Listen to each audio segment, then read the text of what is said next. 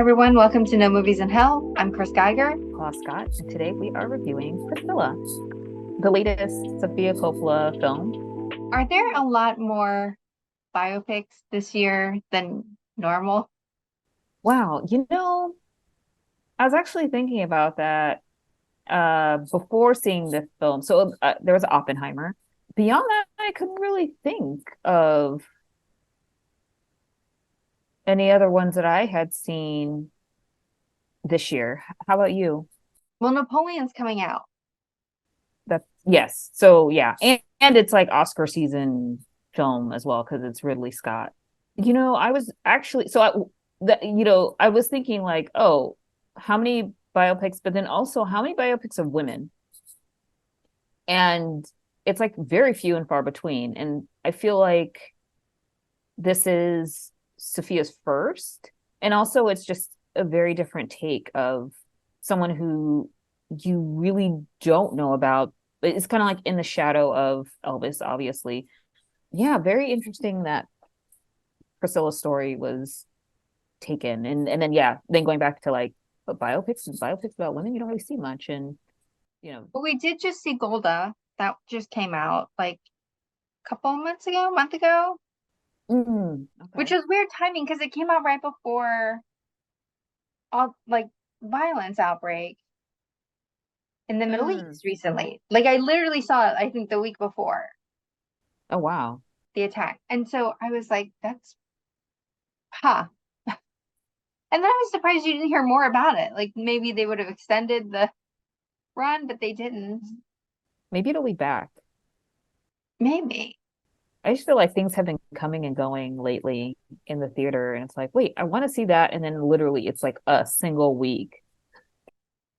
And then Corsage, was that this year or last year? Oh, I don't remember. I feel like that might have been last year. But that was very good. I don't know if you had a chance to see that. We didn't review it, but Mm. I like her. I think she was wasn't she in Phantom Thread, Vicky? Uh, Yes. Yes, yes. yes. She's very good. Oh, I think that is this year. I've heard Oh, about okay. it. Yeah. Yes. And I think Napoleon will feature Josephine heavily Mm-hmm. From what I've based seen on, from the trailers so yeah, far. Yeah. yeah. And she Um, was such an influential part of his life. Like yes. I'm looking forward to the jewelry on this one because I know a lot about the jewelry Ah, okay, okay. because some of it still exists and it's pretty well documented. Mhm. So I'm looking that from Yay, the we got some. costume perspective, that'll be amazing. Like it just looks like an amazing production, right? Of Yeah. course. The costumes, Yeah, so good. costume and jewelry. We're getting into that season. Um, and I feel like this movie kind of kicked it off too, because they definitely did. I mean, gosh, her engagement ring and a lot of the other like the costuming with this one was really done really, really well. Now we reviewed Elvis last year. We did. Was that last year or was it 2 years ago? I think it was last year. Well, he was nominated last year. Yeah, What's his name? Austin Butler. Yes, Austin Butler. I'm like, how can I? Who do you think did Elvis better? Honestly, I think Jacob Elordi did a really good job. I mean, it wasn't as big a part, of course, but Yes. I think he did a very good job. Yeah, I agree. I think he made him seem a little, well, maybe it was a script too, but made him seem a little more human. I like the juxtaposition of the height difference of like very towering figure versus, she's very small, petite woman. I think the mannerisms that he did were really well. They weren't overly exaggerated. It was very much like pretty direct and on. And also it just showed kind of like this goofiness and kind of awkwardness. Maybe it comes from fame, maybe it comes from like a number of different things. But I think he did a very good job. Yeah, for sure. It's Sofia Coppola, who you love. So coming I in, you do. were feeling very like positive about it generally. Like you you were predisposed to really like this. Had you read Elvis and Me, like the book that Priscilla Presley wrote, or you had no background on her story going in? No background. Like Okay. I would have to say I just have very surface knowledge when it comes to Elvis. I'm kind of familiar with his music.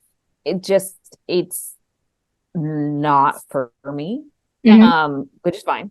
But I think her story is very interesting. Just looking at kind of like her Priscilla's book of work post leaving Elvis was very much like she was on Dallas.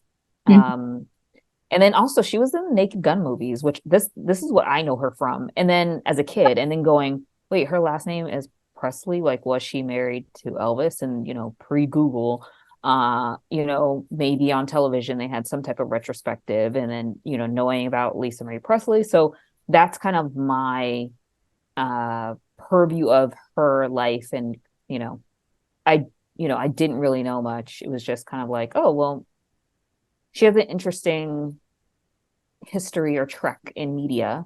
This is fascinating for me. So, what about you? Did you read the book or know much about Priscilla going into this film?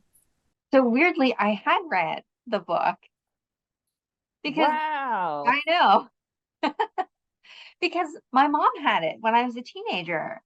In like we watched Dallas on Friday nights. And so Wow. like I knew who she was. I saw that the book was there. So I actually had read the book.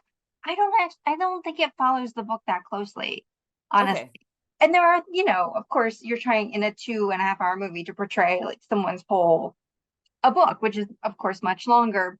I do So after the movie, I had read a little bit about Lisa Marie's objections because I was like, oh, they didn't use any of his music. That's weird. Oh, yeah, yeah. I knew that was going to happen for And sure. so I thought, uh, well, why? So I read that Lisa Marie was, objecting to the script and that she felt like it was portraying her father in a much more negative light than Mhm. she experienced him. And I think that's true. I think based on what I remember reading, I read the book when I was a teenager, so that was a while ago. But I don't Mhm. remember coming away from the book thinking, wow, what a horrible person he is.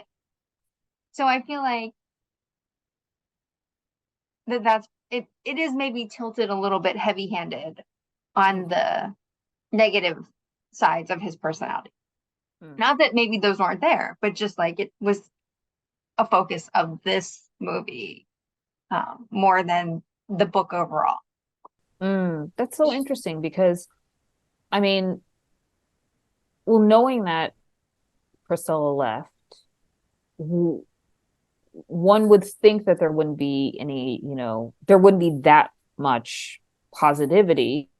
Um, and then having the film centered around her left a lot of space. And I think that was it was captured in the film very, very well, to the point where I was just like, all right, like, is this supposed to happen? And it is supposed to happen because he was away, she was there, and it was very much like a lot of boundaries. So I think that was the isolation was captured very well. Is that something that's cool? I don't, I don't, I don't know. Um, but obviously, there were points where she was asking if she could come to set, if she could travel, this, that, and he would object to it. Um, and also Priscilla Presley was an executive producer because she was source material. But I mean, could they have gotten deeper into maybe some of the negative? Yes. And I feel like they did with the Elvis movie. Like they got into the drugs, they got into like all this stuff, but it was definitely framed in the way of his career and not necessarily his personal life. I did also think that there would be more about her after leaving Elvis. I mean, it's called Priscilla, but she left him at such a young age, Yes. Yeah. and that's spoiler alert. That's where the movie ends. So, uh, Yeah. I was like, oh, that I guess that's it then. No, I agree. Because, like, I mean, the movie starts when she's 14. It's about 2/3 into the movie until she like graduates, and I was just like, wow, she graduated, and then she leaves. And yeah, I would have liked to see more of the, you know, what she did post leaving Graceland, more so than some of, the emphasis on the isolation and loneliness that we saw with this film. Yeah, it would have been great to see like Priscilla in LA. What is she doing? How is she living her life? Um, now that she's able to discover and find herself. Which, like in that last scene, it didn't look like there was anyone in the car with her. Yes. Like, yeah, she was by herself. Do you think there probably should have been one other person in the car? Just because she was leaving? Like her child? Oh, well, if she had like, babysitters, nannies, whomever, then maybe that's where she was. That's what I was assuming. Okay. I was just like, this seems okay. Whoa. Uh yeah.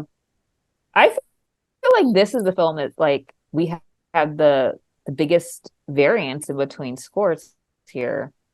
For recent films, yeah, for sure. Yeah, I think yeah.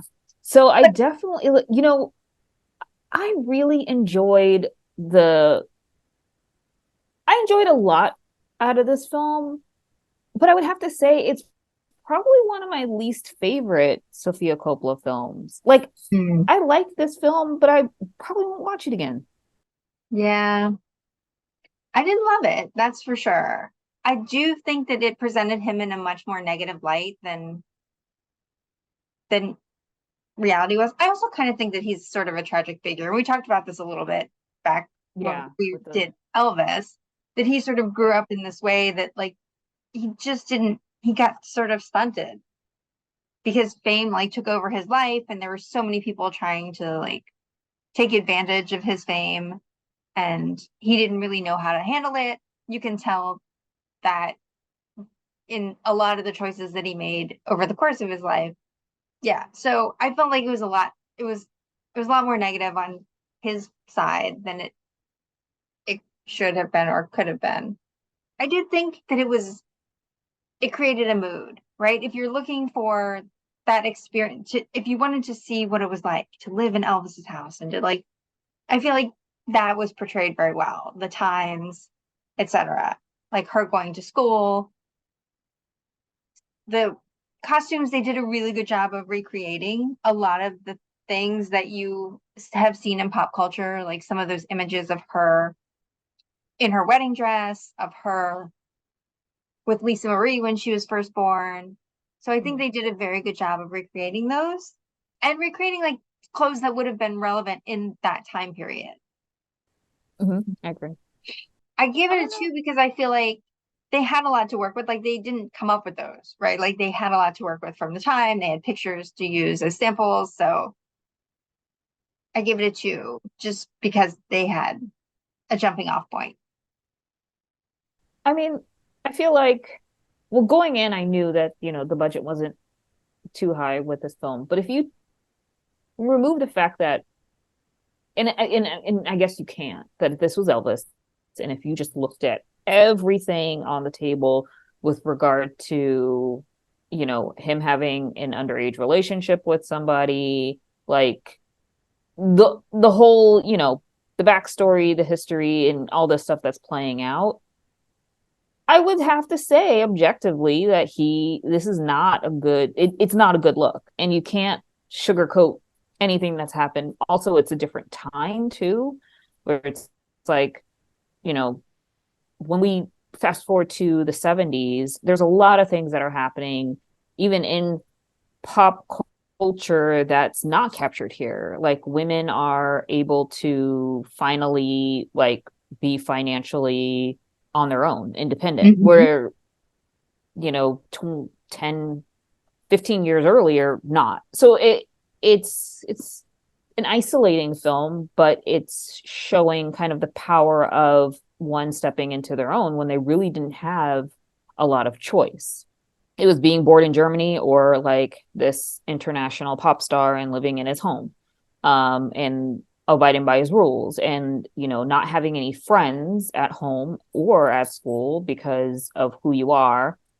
So it's, you're not part of the business, you're not just being a girl, but at least you're able to graduate from school. And it's interesting of like the limitations. And I'm glad that it wasn't shied away from. But I do think that maybe a third of the film could have been cut to focus on 70s and on, and kind of what she did to take her power back and become independent on her own.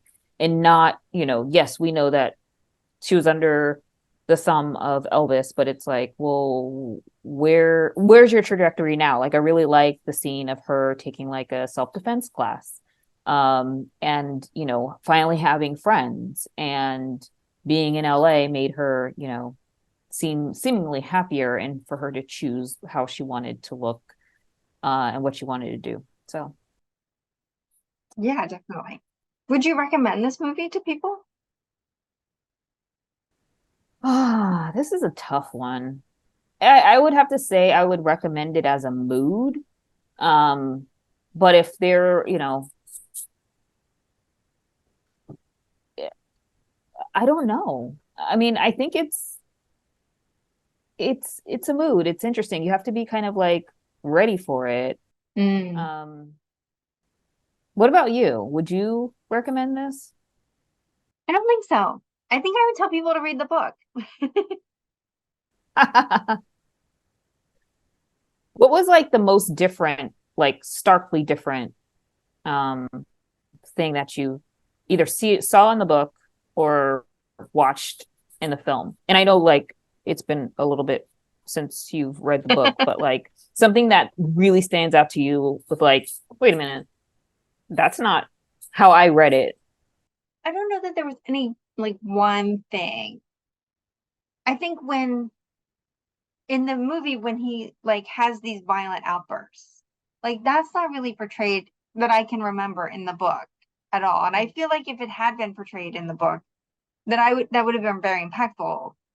Like I would have remembered that because I was so young when I read it. Mm-hmm. But I don't remember those parts.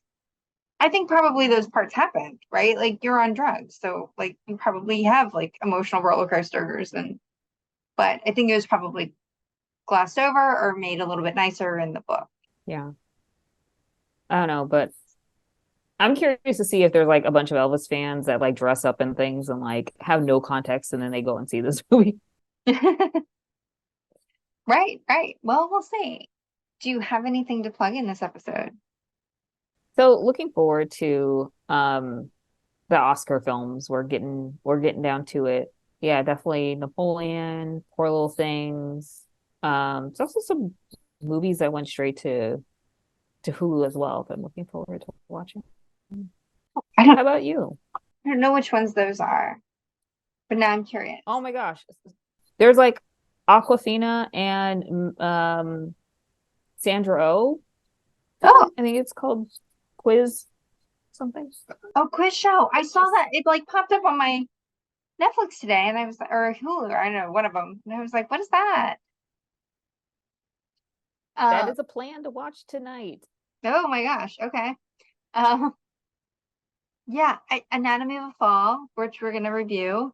Um, I was looking forward to that. There's a new Nicolas Cage movie coming out where he starts appearing in people's dreams. I can't remember what it's called, but it looks good. Wait, Uh, have you seen it? no, not yet. I don't think it's out yet. Okay. You know what's interesting? I noticed because I have the AMC A-list subscription. They are showing a movie tomorrow. Hmm. It's just tomorrow. It's called AMC Unseen, and they don't have the title listed. It's Hmm. $5, and it is almost sold out Hmm. in the theaters where it's showing. So it starts at 7. The earliest showing is 7 o'clock tomorrow, but there Hmm. are several theaters in New York City who are doing it, and there are several. At least two locations have more than one theater showing a show at 7. I think because they were selling out. That's And so so, and there are interesting. subsequent showings now in the like after that. So like 9 25 or something like that. But it's advertised as a movie that hasn't been seen before. So That's odd. I was thinking, like, if it's a new release, how can it be a new release on a Monday?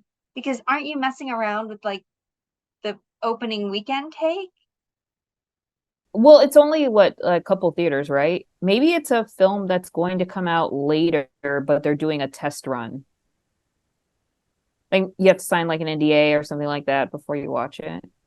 I don't know. I don't know. But when I saw it, I was like, oh, that's really interesting. Let's see how that goes. Like, let's see if we hear anything about it, or like if they do another one. I feel like they'll do another one because this one is sold out so Mm. quickly. But yeah, And there's no title or anything? no. Interesting. Yeah, I haven't gotten any email or any notification yet, so I'm curious to see what'll happen. I wish I could go tomorrow. Well, you'd have to sit in like the very front row unless you went late at night, because that's all that's left. Yeah, that's not happening. I had to do front row Priscilla. Did you?